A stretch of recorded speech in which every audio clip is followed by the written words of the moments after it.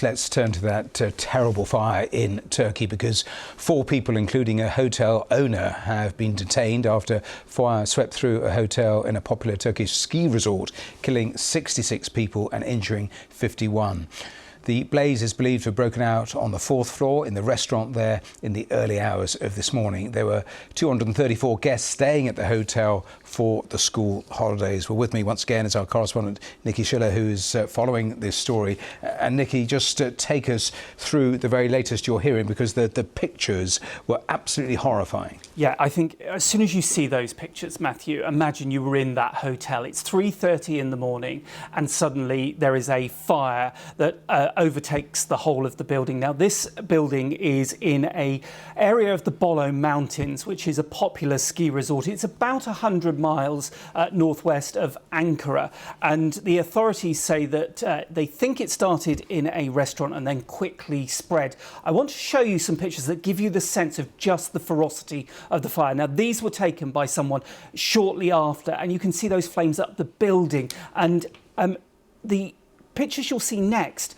show that people actually tied blankets together and linen from the bed to try and escape down those fire areas. And we know that of those, 2 people, local Turkish media reporting, actually died while they were trying to jump out of those windows.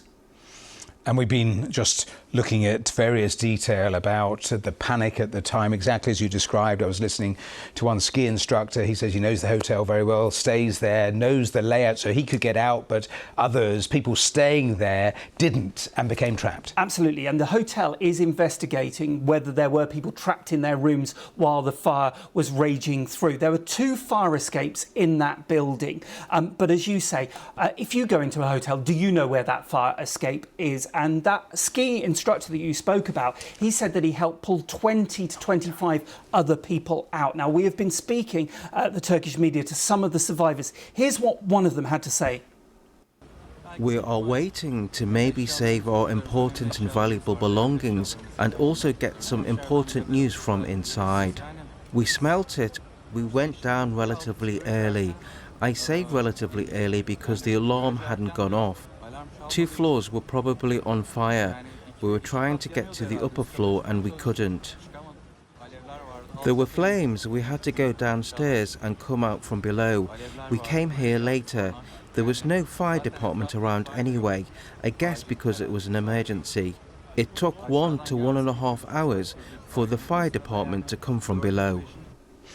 Well, interesting, that last sentence. So tell me a little more then about what the authorities are actually saying. Yeah, so it did take the fire engines an hour or so to get there. That is because this is in a remote area in those mountains. You can see it from the pictures on the cliffside, and the city is about an hour away, and the road up is quite narrow, and also because it is so cold and freezing, the conditions were really bad. There is an investigation underway, and in the last couple of hours the Turkish authorities have detained 4 people, including the owner of the hotel. We understand that the owner and some of his family were actually there at the time. The people who've been rescued are staying in another hotel nearby. But Matthew, just as another sense of the scale, it took them 12 hours to put those flames out, which shows you the scale of that blaze. And briefly, do we know very much about the 66 people who have died, the 50 or so who are injured, nationalities, all of those sorts of details, basic details? Yeah, not at the moment, and I think that's what a lot of people will be worried about, where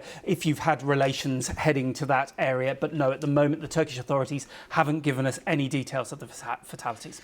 Nikki Schiller, thanks for taking us through all of that.